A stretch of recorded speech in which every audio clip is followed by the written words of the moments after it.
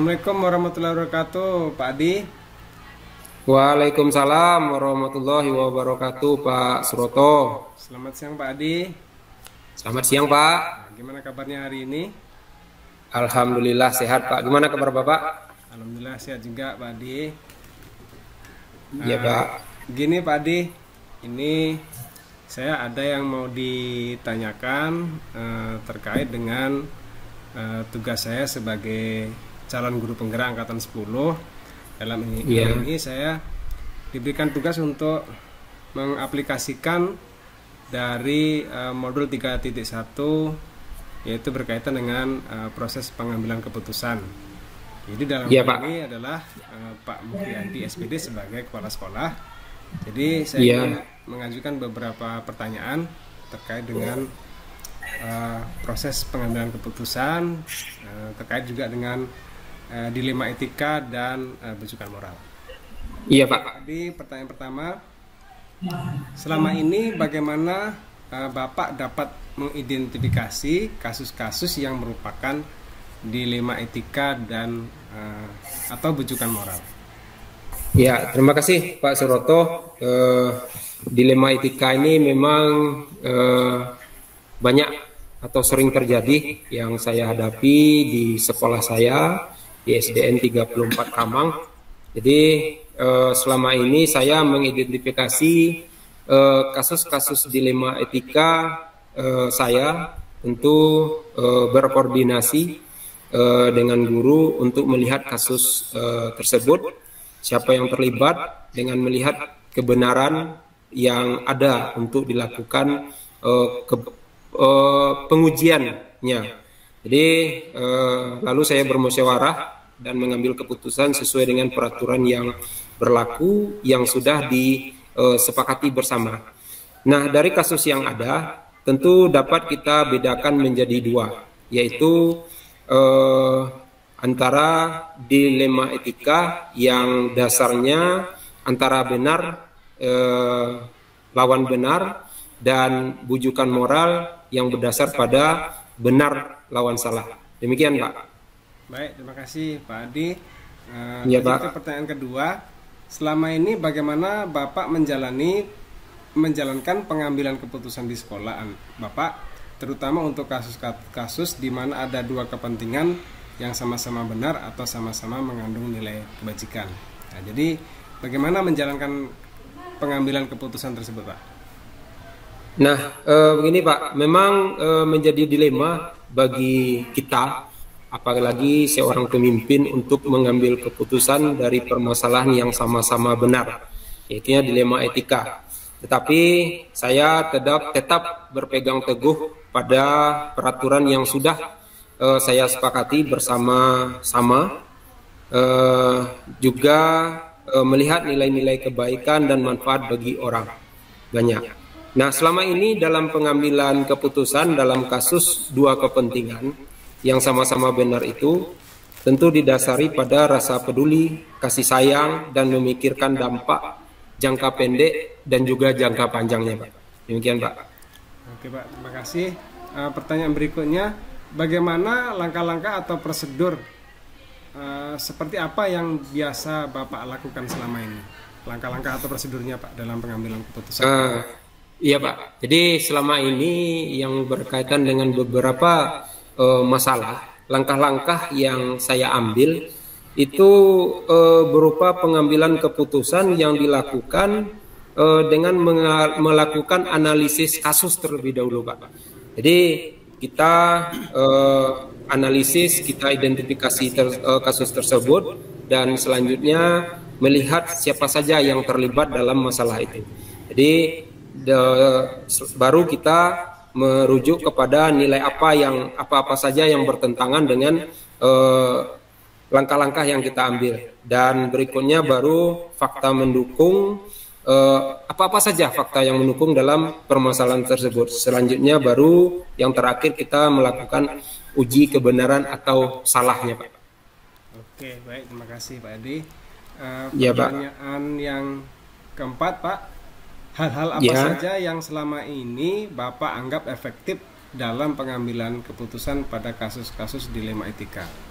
Jadi yang paling efektif. Nah, iya Pak. Nah, dalam kasus-kasus dilema etika itu sebetulnya banyak yang pernah saya alami Pak. Jadi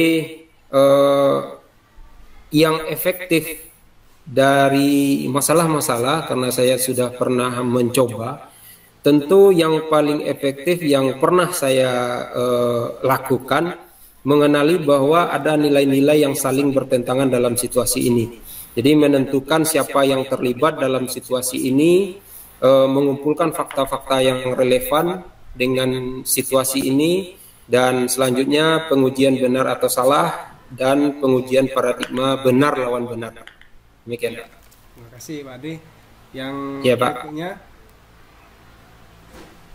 hal-hal apa saja yang selama ini merupakan tantangan dalam pengambilan keputusan pada kasus-kasus dilema etika? Nah, hal yang merupakan menjadi tantangan adalah mempertimbangkan Pak segala dampak yang ada. Ini yang paling susah. Jadi berpikir dengan matang dan jangan menuruti emosi atau ego kita. Jadi kita jangan terpengaruh oleh arahan orang lain dan menentukan tentang nilai kebenarannya. Jadi artinya kita tetap teguh dengan apa pendirian kita, dengan memikirkan nilai-nilai kebenarannya Pak. Demikian Pak. Ya. Pertanyaan selanjutnya Pak, apakah Bapak memiliki sebuah tata kala atau jadwal tertentu dalam sebuah penyelesaian kasus dilema etika? Apakah Bapak langsung menyelesaikan di tempat atau memiliki sebuah jadwal untuk menyelesaikannya? Bentuk atau prosedur apa yang Bapak jalankan? Jadi biasanya Pak menyelesaikan itu ada jadwal atau bagaimana gitu Pak? Nah, kalau jadwal tertentu, mungkin saya tidak membuat jadwal itu secara seksama Pak. Tapi pada kasus dilema etika yang bersifat ringan, biasanya langsung diselesaikan saat itu juga. Saya proses. Jadi misalnya hari ini ada kasus, saya selesaikan hari itu juga. Namun pada masalah yang lebih besar, yang sedikit lebih berat, itu perlu jadwal tertentu untuk menyelesaikannya Pak. Sesuai dengan prosedur, yaitu meninjau fakta, data, komunikasi dengan pihak murid, berkoordinasi dengan komite, bermusyawarah dengan tim untuk mengambil keputusan yang terbaik, termasuk juga semua yang saya libatkan warga sekolah pada saat mengambil keputusan tersebut Pak. Baik Pak, terima kasih. Berarti Bapak melihat berdasarkan apanya ya, besar kecilnya dari kasus tersebut ya. Kalau umpamanya kecil langsung diselesaikan aja. Langsung diproses, langsung diselesaikan. Iya Pak. Baik, terima kasih Pak. Ya. Berikutnya, adakah seseorang atau faktor-faktor apa yang selama ini mempermudah atau membantu Pak Adi dalam pengambilan keputusan dalam kasus-kasus dilema etika? Jadi faktor orang yang membantu gitu Pak? Iya, sebetulnya banyak faktor Pak yang membantu untuk menyelesaikan kasus-kasus ini.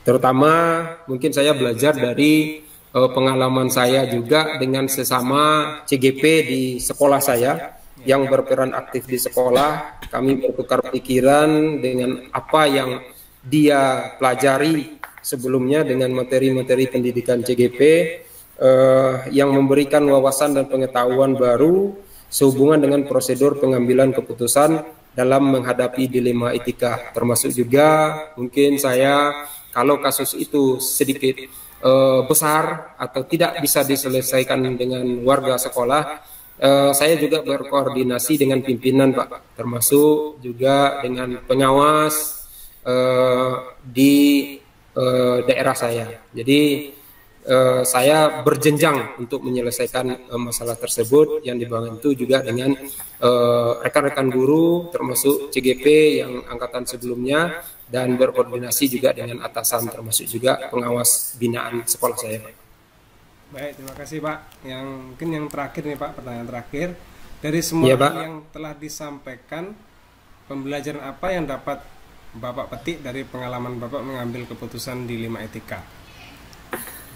Nah, pengalaman yang bisa diambil dalam keputusan dilema etika ini yaitunya Pak, pengambilan keputusan yang dilakukan dengan mempertimbangkan paradigma dan proses berpikir dalam dilema etika.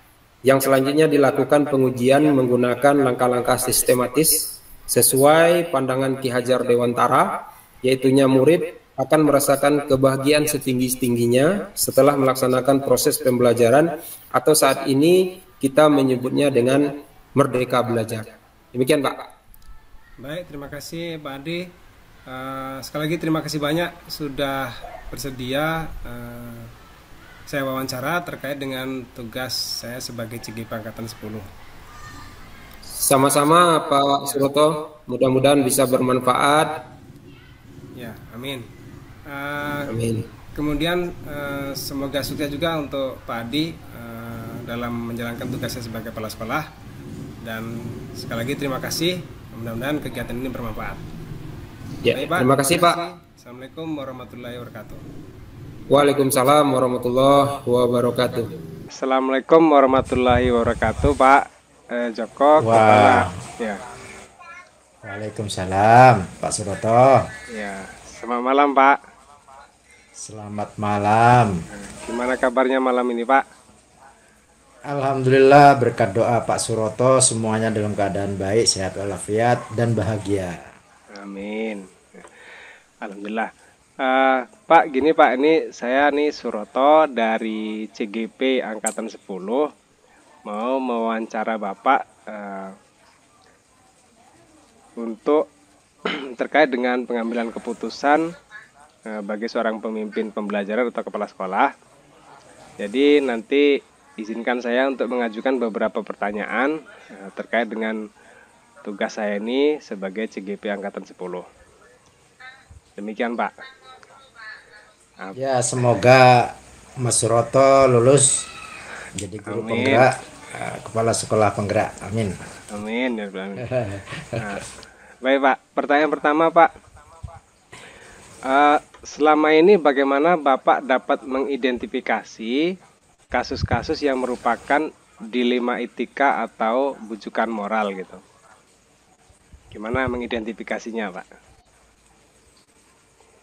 Kalau di sekolah itu kan masalahnya kan banyak tuh. Ya, banyak, tiap hari ada terus karena dia kumpulan manusia-manusia kan. Dan selalu dia ada dilema, dikatakan permasalahan. Tapi saya menanggapinya hal itu hal biasa, menjadi tugas pokok kita sebagai kepala sekolah. Malah kadang-kadang kalau sehari nggak ada masalah itu malah ngantuk kita di sekolah. Iya betul Pak. Oke Pak. Iya. Mungkin salah satu contohnya Pak, cara Bapak mengidentifikasinya itu gimana Pak? Mengidentifikasi kalau misalnya ada masalah atau dilema etika ya tadi dikatakan itu. Iya Pak. Itu bagi saya dilema etika itu kita yang penting ada prinsip yang kita pegang gitu. Iya, saya identifikasi misalnya ada permasalahan anak yang akan masuk ke sekolah saya dari sekolah lain. Saya identifikasi dulu dia informasinya ini dari sekolah asal ya, apakah dia karena ada perkelahian apa kan. Nah itu saya lihat dulu, saya cari informasi, tapi bagaimanapun itu hanya sekedar masukan saja ya, di sekolah saya tidak mungkin itu kita akan tidak akan menerima. Jadi setelah kita tahu permasalahannya, tentu kita putuskan kita terima, nanti kalau ada masalah lagi kita selesaikan, tapi sebelumnya kita sudah tahu seperti ini. Nah sebisa mungkin kita bisa kekurangan siswa tersebut, nah itu ya kita atasi sebaik mungkin gitu. Kalau bisa kita antisipasi dengan cara misalnya ada perjanjian dan sebagainya. Tapi yang jelas pendekatan kita kepada guru yang mungkin itu sekolah di sekolah kami nanti memperburuk sekolah kami, banyak masalah dan sebagainya. Itu saya atasi dengan komunikasi. Gitu. Komunikasi baik dengan guru maupun dengan siswanya. Ya, Pak.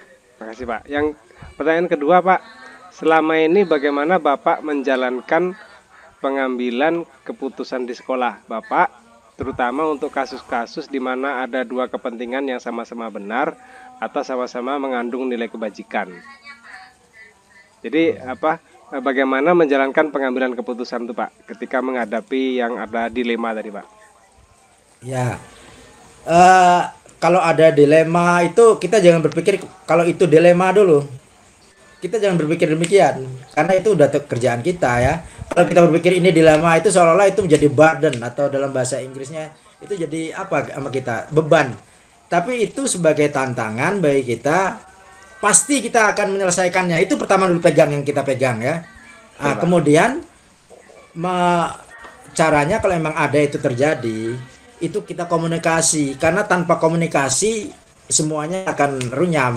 Dengan guru demikian juga ya, ada permasalahan anak yang nakal, anak yang berkelahi dan sebagainya, kita seperti di simpang jalan, ke kanan atau ke kiri kan begitu kan ya, keputusannya di mana. Yang penting adalah kita komunikasikan, kemudian secepatnya kita putuskan, jangan kita menunggu-nunggu ya, semakin kita menunggu-nunggu waktu semakin ada pepatah yang mengatakan lebih baik cepat kita mengambil keputusan daripada kita menunda. Walaupun itu salah, tapi itu sudah dapat poin yang bagus gitu. Jadi komunikasi utamanya dengan berbagai pihak.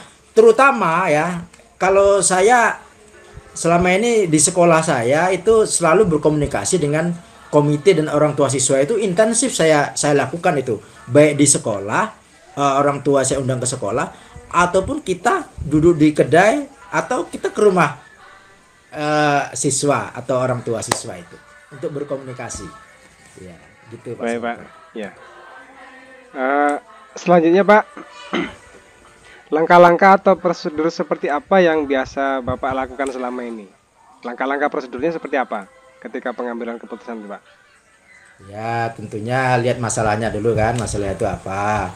Kalau masalahnya itu tidak begitu berat ya, itu cukup kita komunikasikan dengan wali kelas atau guru yang bersangkutan masalah dengan siswa.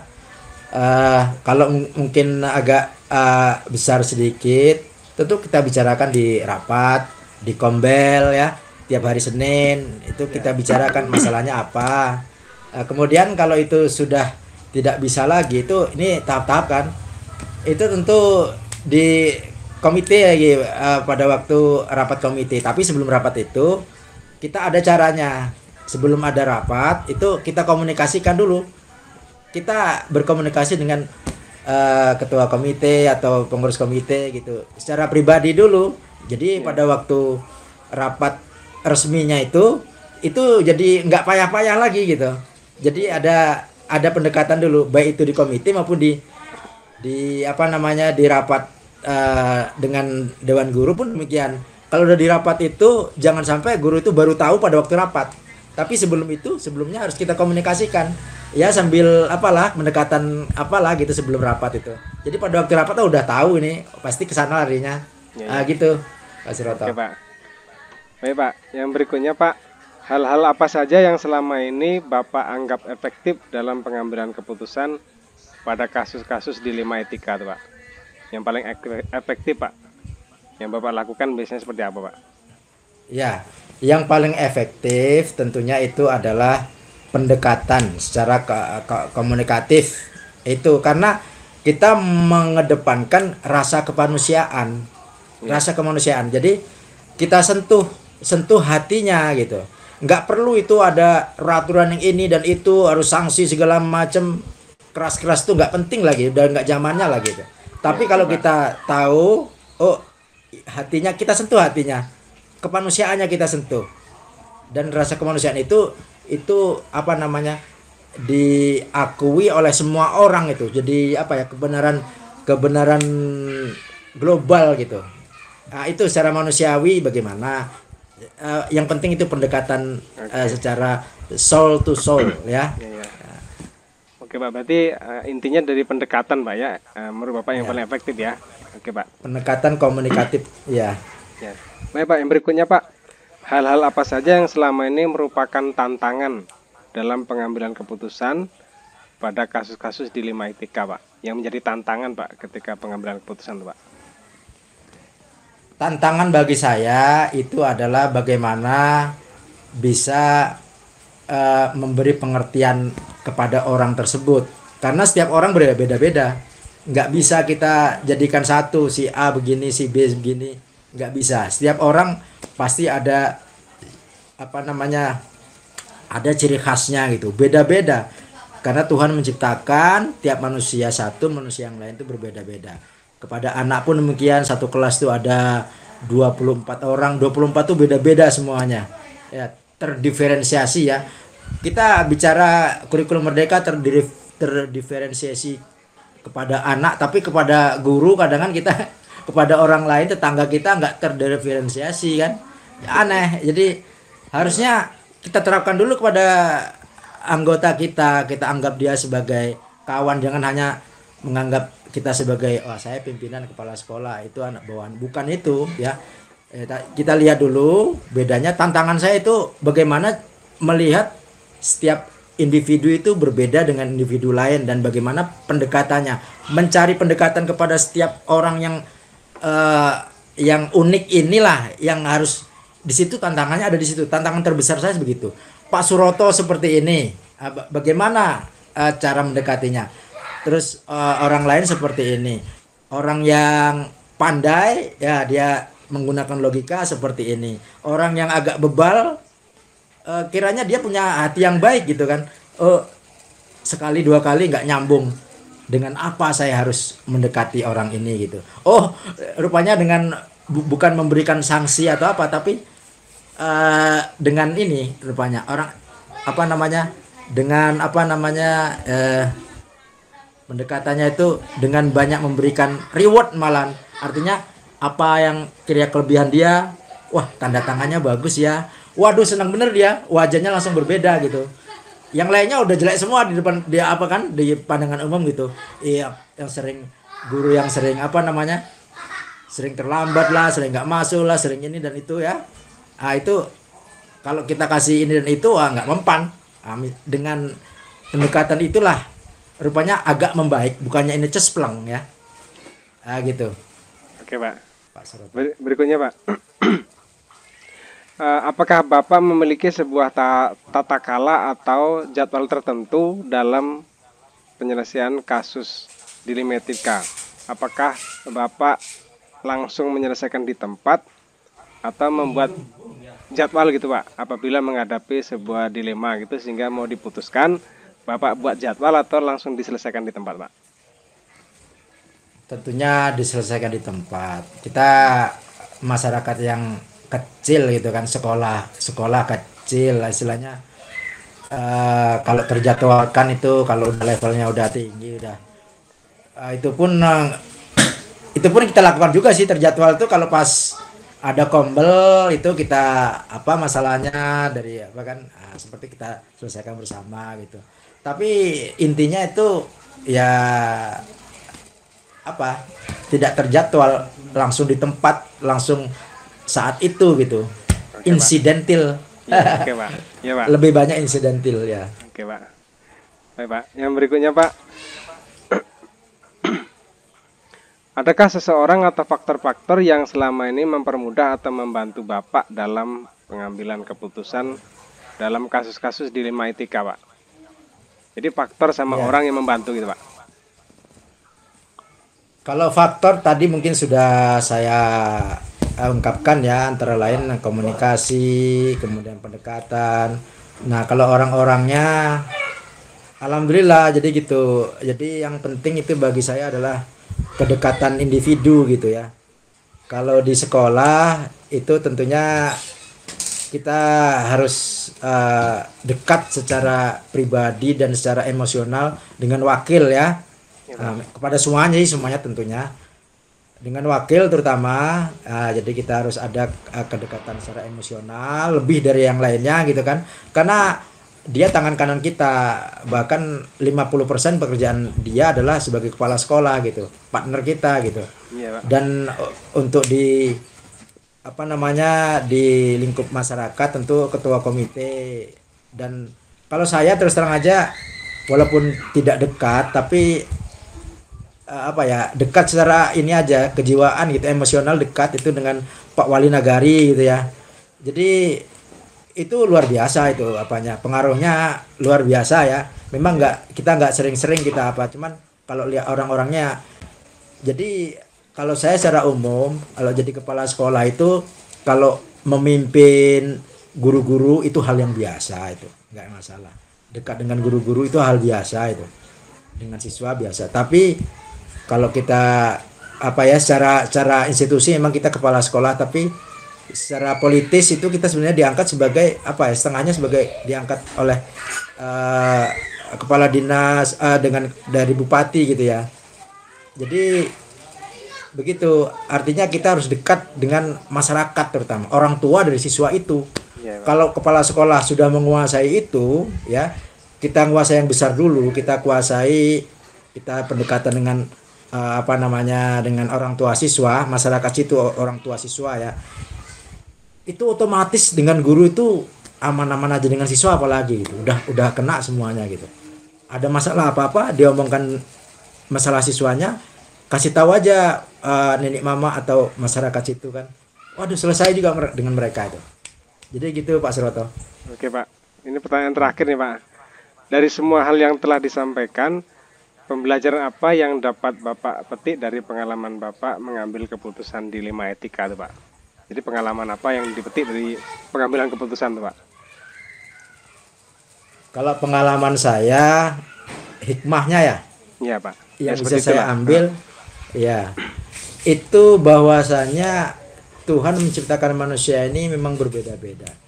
Dan yakinlah kalau setiap orang yang jahat, yang baik, yang alim, yang biasa saja, yang nakal kalau siswa, yang biasa, itu rupanya mereka punya kelebihan masing-masing, dan kemungkinan besar ya dari mereka-mereka itu mempunyai kelebihan yang kita sendiri itu mungkin belajar dari mereka gitu. Jadi hikmahnya begitu, bahwasanya kita memandang manusia ini sangat beragam, luar biasa ciptaan manusia, dan kita harus belajar dari mereka gitu. Dari siswa pun kita harus belajar, dari orang lain pun harus belajar, bahkan dari orang yang tidak sekolah pun pasti ada kelebihan dari dia gitu, yang kita tidak punyai gitu. Karena Tuhan itu maha adil.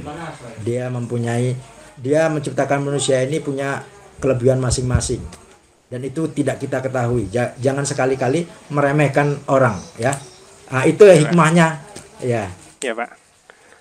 Oke Pak, terima kasih Pak atas kesempatannya untuk berbagi cerita barangkali tentang pengalaman Bapak mengambil keputusan terkait dengan dilema etika maupun bujukan moral di sekolah. Terima kasih banyak Pak ya. Mungkin demikian saja mungkin kegiatan wawancara ini. Sekali lagi terima kasih banyak, dan mohon maaf Pak nih sudah merepotkan Bapak malam ini. Enggak. Jadi saya juga terima kasih, dengan demikian saya ada teman ngobrol sharing ya. Dan tadi belum saya perkenalkan secara ya saya Trijoko Priyatmo, MPD dari Kepala Sekolah SMPN 35 Sijunjung, tempatnya di Kunangan, Kambang Baru. Terima kasih Pak Suroto. Ya, terima kasih banyak Pak. Ya demikian Pak. Ya, Assalamualaikum warahmatullahi wabarakatuh. Waalaikumsalam warahmatullahi wabarakatuh.